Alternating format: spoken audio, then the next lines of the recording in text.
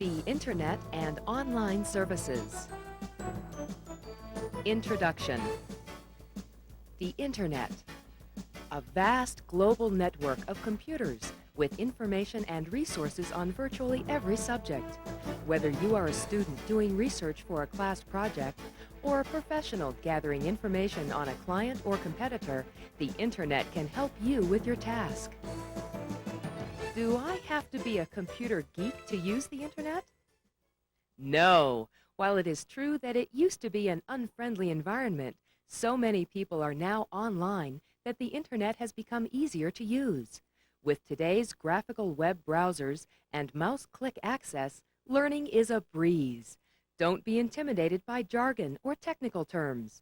This presentation is designed to show you how to choose an Internet connection for yourself and introduce you to some useful resources once you are online. Okay, so what type of information is on the Internet?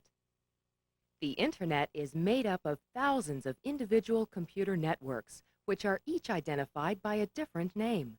For example, NASA's computer network on the Internet is nasa.gov. Let's take a closer look at that name. NASA is the name given to the network by its operators. The last three-letter extension, gov, tells us what category this site falls into. Internet networks inside the United States are assigned three-letter extensions based on the following categories. Education. Most major universities have at least some information posted on the Internet, which includes papers and studies, as well as research tools. Educational network sites are given an EDU extension. Government. These networks include all types of government information, including any government libraries or research centers. Government sites have a GOV at the end of their names. Commercial. Commerce on the Internet is one of the fastest growing segments. This can include everything from car dealerships to computer companies. Any commercial Internet network is assigned a COM suffix. Organizations. Non-profit and special interest organizations on the Internet, such as Greenpeace, are given the three-letter extension ORG. Military. Although some of these sites fall under the GOV suffix, certain military organizations are recognized with the MIL extension. Foreign sites. Computer networks outside the United States do not usually use the three-letter suffixes. Instead, they use their two-letter country code as their suffix. Section 2. Parts of the Internet. The services on the Internet are divided into different categories. Here are brief explanations and examples of the facets you are likely to use. Email. This is the most popular use of the Internet. Simply put, email allows you to send and receive messages to and from different people all over the world.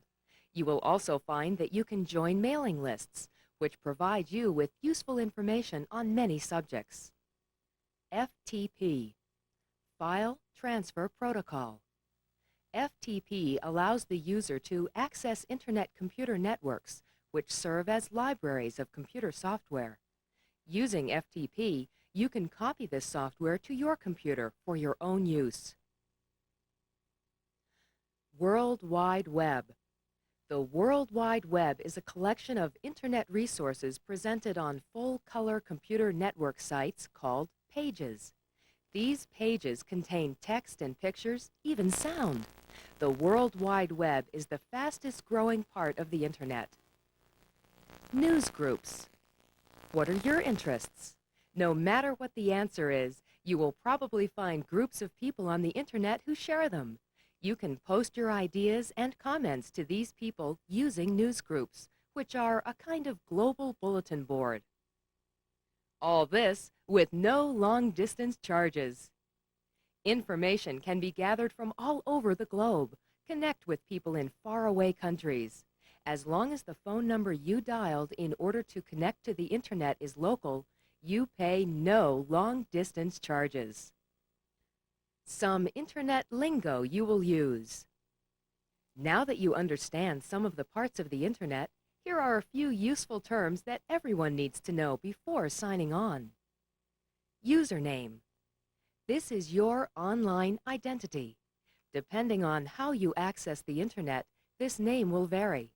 Some services allow you to pick your own username, while others are not quite so democratic. This username is how you will be identified while online. Password. This is your online security blanket. After choosing or being assigned a username, you will be asked for a password. The password keeps unauthorized people from accessing your Internet account. Service provider. This is a company or institution which gives you Internet access. By using the modem in your computer, you can call the service provider's computer network, log in with your username and password, and use the Internet. Think of a service provider as your home base on the Internet. Email address. In order for people to send you electronic messages, you will need an email address. No matter how you access the Internet, your email address will always look something like this: your username at service provider. Site name or Internet address. This is the location of an Internet computer network. For example, the White House might have the following Internet address: whitehouse.gov. Internet connections for you. The user has a wide variety of choices when it comes to connecting to the Internet. In this section, we will discuss and compare these choices to help you decide which is right for you. Online services. Using an online service such as America Online is a very popular way to access the Internet. Online services are private computer networks which allow users to use their information for a fee. By using a simple graphical menu, the user can access information such as news, finance, weather, game software, and a variety of other features.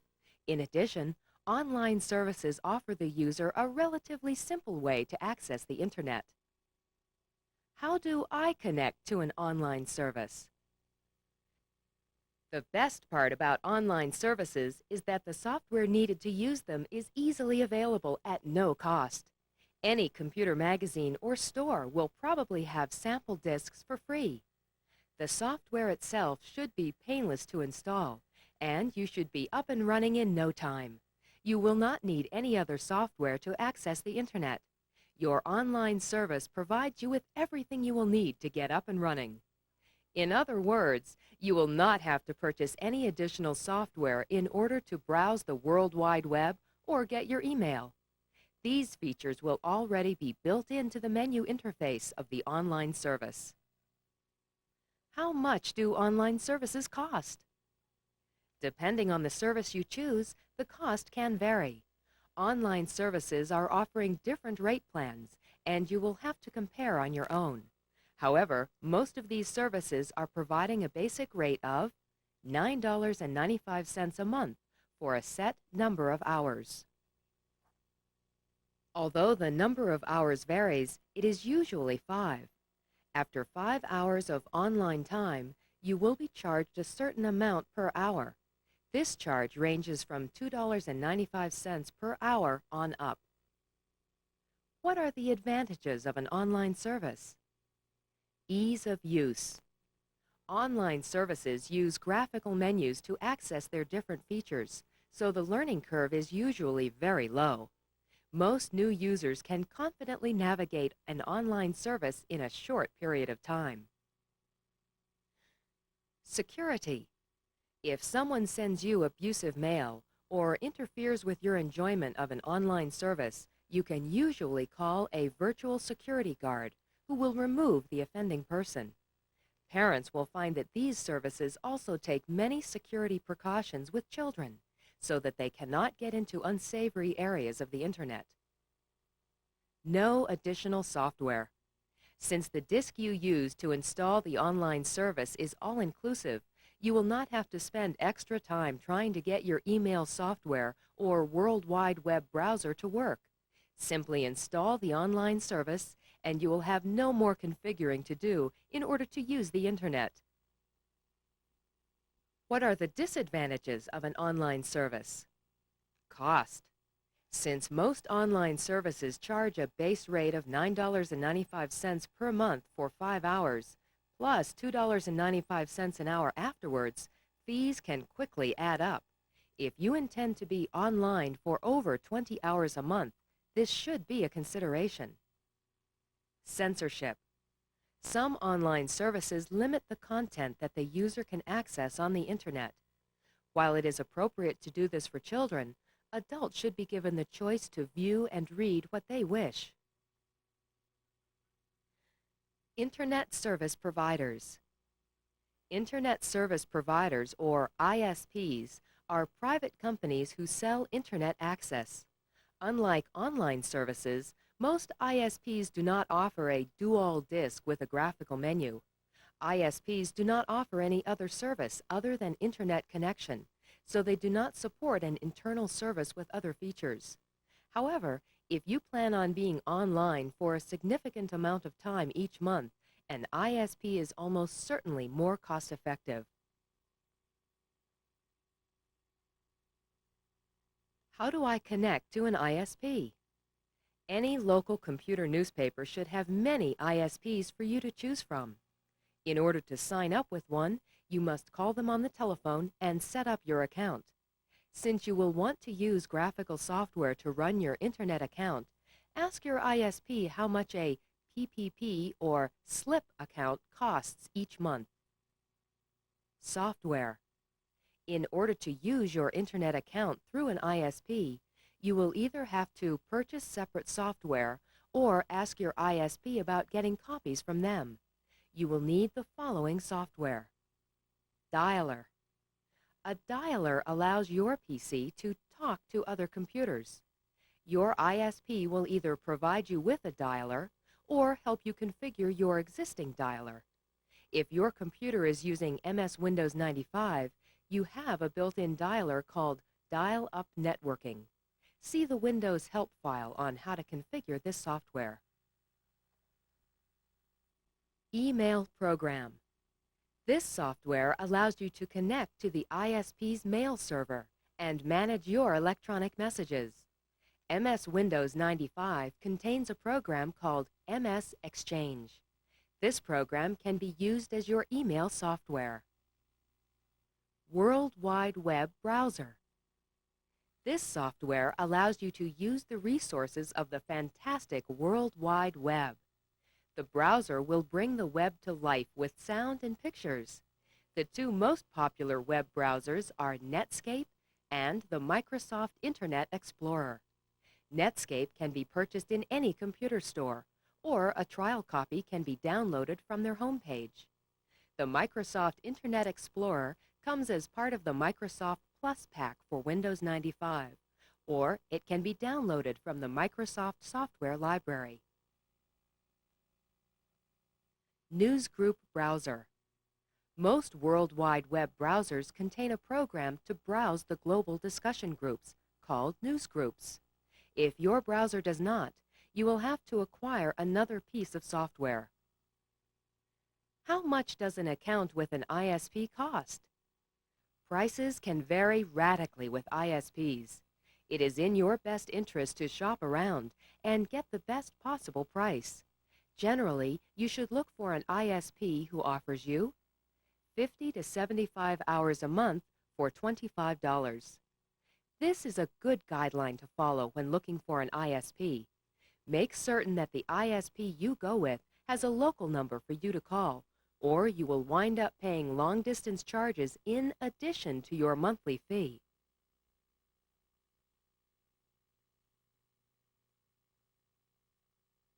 What are the advantages of an ISP? Cost. Per hour, an ISP is going to be significantly less than an online service. If you are going to be online for a significant amount of time each month, an ISP can save you literally hundreds of dollars.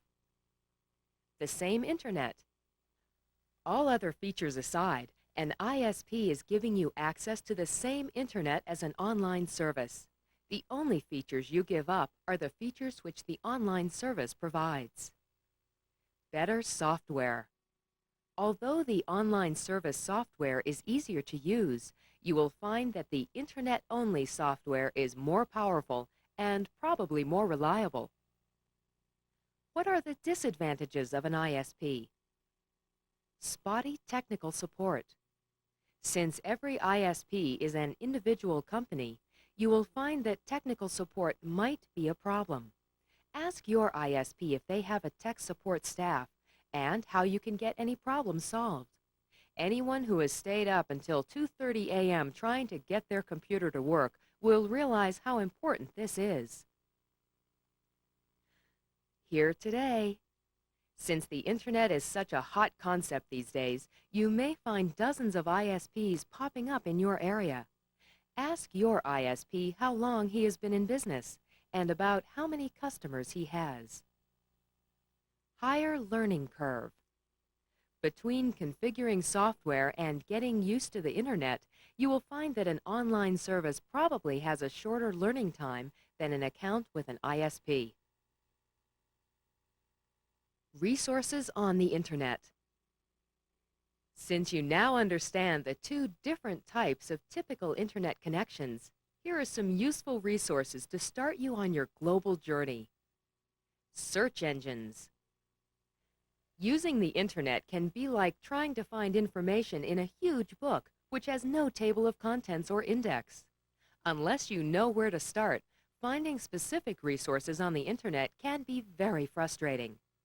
In order to make finding specific information easier, the World Wide Web has several sites called search engines. Correct use of these engines will cut down on your search time dramatically. Web crawler. The web crawler allows you to type in specific interests and retrieves the names of the appropriate computer networks. For example, by typing in U.S. politics in this area and clicking on search, we will see a list of web pages which pertain to that subject. We can then access those pages by pointing our mouse to one that interests us and clicking. The web crawler allows us to be as general or specific about our search as we wish. In addition, web crawler has several ready-to-browse categories full of interesting sites to browse. To access web crawler, type this address into your World Wide Web browser: http://www.webcrawler.com. Yahoo! Like web crawler, Yahoo gives you a starting point to search the internet. Yahoo has more ready-made categories than the web crawler, which can be chosen from this main menu. In addition, you can type in specific search information in this window. Click on Search, and quickly have useful sites at your disposal. Useful software. In addition to useful information, the internet can also be a source of many useful software applications for your home PC. Don't worry, this is all perfectly legal. The software you can download from the internet is known as shareware. Shareware allows the user to try an application for a certain amount of time before buying it. Please read the license agreement of any software you download for more information. Microsoft. Do you have a DOS, Windows, or Windows 95-based computer? Do you have a Macintosh which uses Microsoft applications like Word or Excel? Microsoft's software library has literally thousands of templates, patches, and add-ons for your favorite Microsoft programs. To access this site from your World Wide Web browser, type in this name: ftp://ftp.microsoft.com. Once logged in, please read the file called index.txt for further instructions. To change the directories, just point the mouse to the folders and click. Oak Archives. The Oak Archives are widely known as the most popular software site on the Internet. By browsing the resources of the Oak Archives, the user can find anything from useful business tools to great games. You can access the Oak Archives with this World Wide Web address: http://www.acs.oakland.edu. The White House. Anything you wish to know about the First Family or the White House itself is available here. Some of the highlights include a virtual tour, which includes pictures, an audio address from the President, and the ability to send an email message to either he or the Vice President. The address to access the White House web page is http://www.whitehouse.gov/wh/welcome.html. Make certain to sign the guest book before you leave. NASA. Are you gathering information on our space program? Or do you just want some close-up pictures of Jupiter? It doesn't matter because this site contains it all. Anything you wish to know about our country's space program is available here. By using the clickable map of the United States, the user can access any branch of NASA. To access NASA, use this address in your web browser: http://www.nasa.gov. Library of Congress. This is the launching point to all of the vast resources of the Library of Congress. Search here for information on government, Congress, and law. Access the Library of Congress with this address: http://lcweb.loc.gov/homepage/lchp.html. Prepare to spend time here. The breadth of available information is staggering. The Louvre Museum. Browse and learn about the fantastic treasures at the Louvre in Paris. All exhibits are separated into categories for easy access, and no trip is necessary. Use this address to access the Louvre online: http://www.paris.org/musees/Louvre. Since you can copy the images to your computer, you will not even need a camera. The Virtual Tourist. Are you taking a business trip or a dream vacation soon? Do you just wish you could travel? The Virtual Tourist and CityNet will provide you with online maps and information on almost any country in the world. The only thing missing from your tour will be the frequent flyer miles. Access the Virtual Tourist with this web address: http://www.vtourist.com/.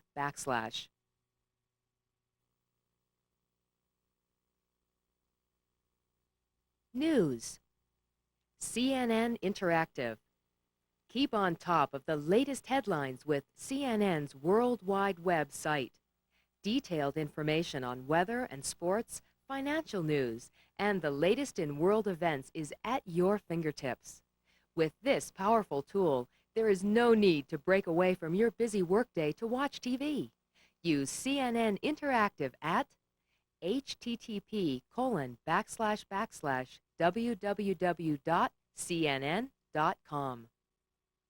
The Wall Street Journal.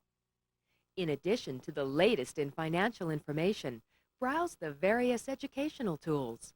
Virtually all articles from the printed version are available here every day. You may even choose to subscribe. The web address is http://www.wsj.com.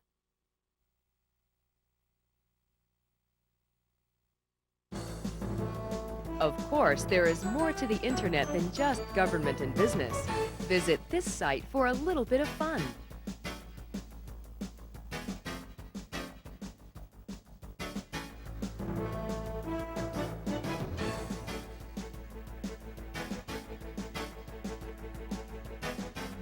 Just type in this address using your web browser.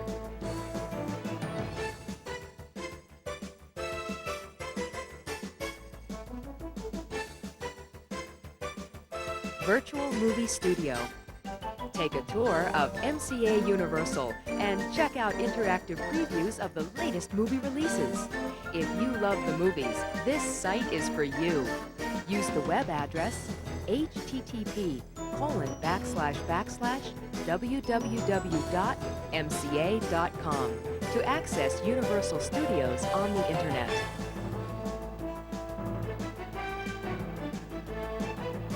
Remember, no single internet provider owns these stops on the internet.